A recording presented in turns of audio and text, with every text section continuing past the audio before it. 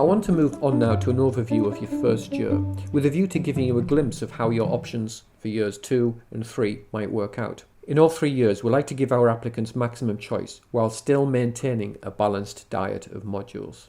In each year, and year 1 is no exception, we ask you to take 8 modules, using at least one from each category represented here by the columns.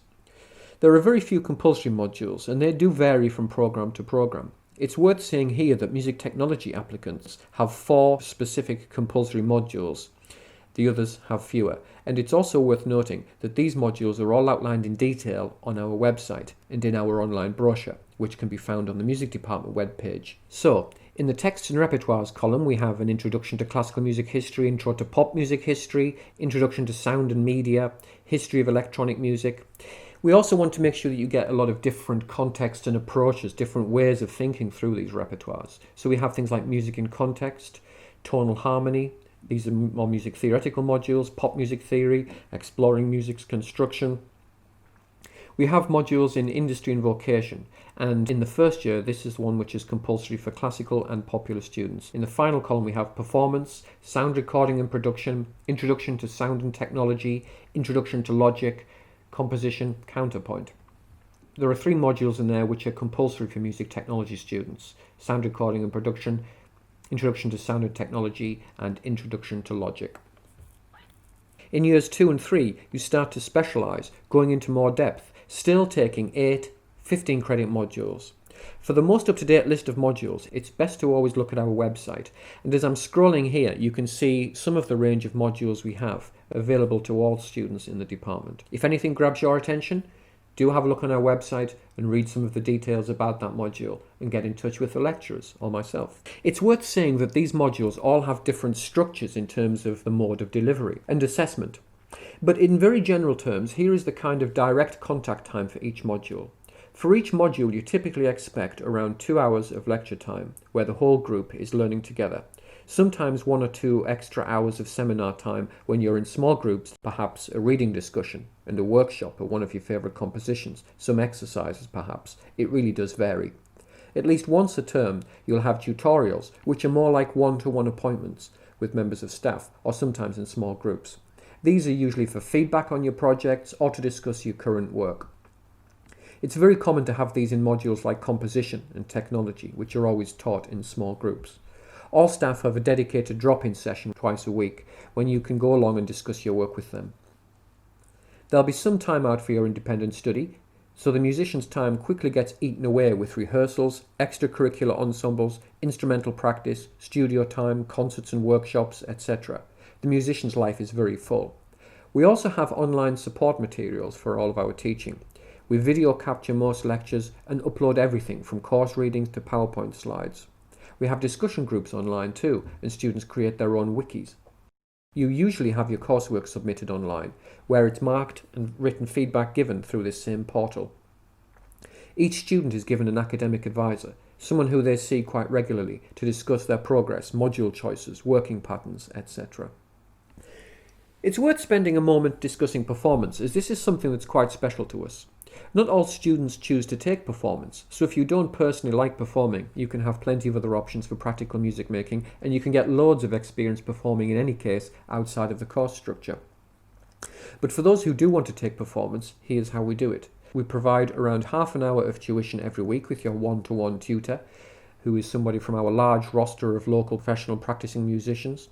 But those are only your tutorials. The bulk of the course is taught in lectures, where we discuss big topics like how to use performance anxiety constructively, how to work with different tuning systems, how to put together a musical concert program. We run workshops where you rehearse and discuss each other's performances and related issues.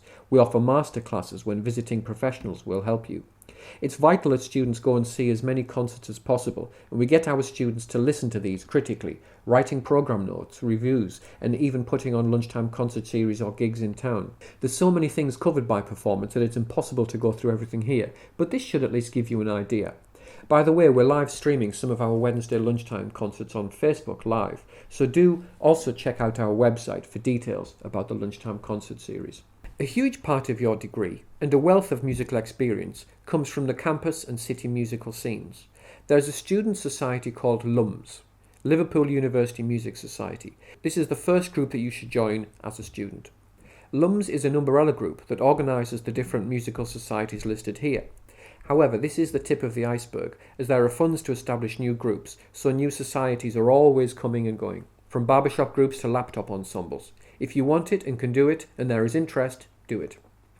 The orchestra is probably our biggest ensemble, and the band society is also huge. That's an exchange service for people to use when they're forming bands before they go and start gigging. You may have heard of our combining subjects option at the University of Liverpool.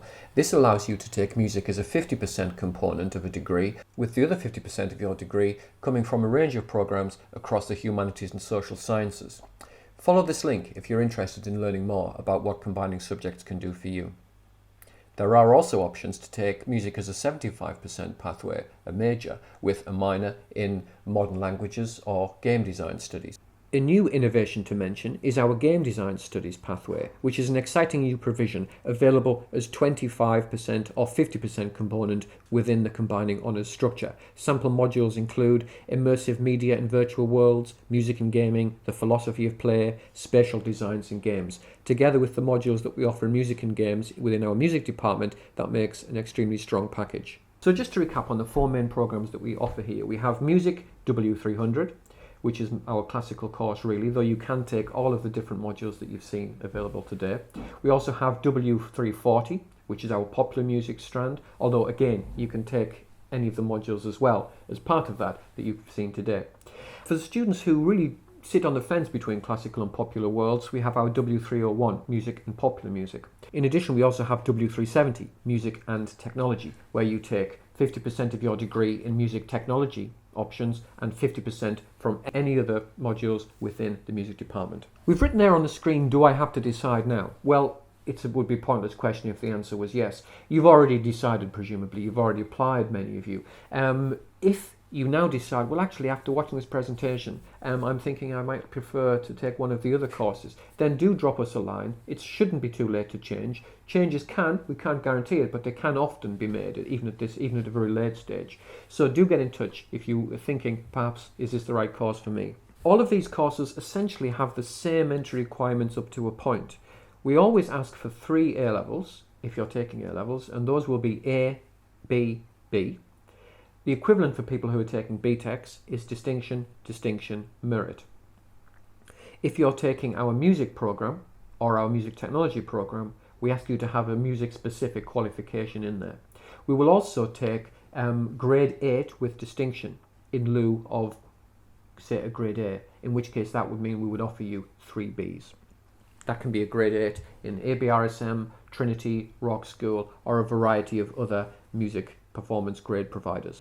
So I'd like to finish by introducing you to our admissions tutor, Dr. Richard Worth. He's the guy just up there with that lovely nimbus of hair, and he will be available to answer all of your questions that you may have about your admissions process. So, thank you for visiting us, thank you for visiting the department virtually. We do hope to see you soon, and best of luck finding the university that's right for you, but we hope it's Liverpool. Thank you.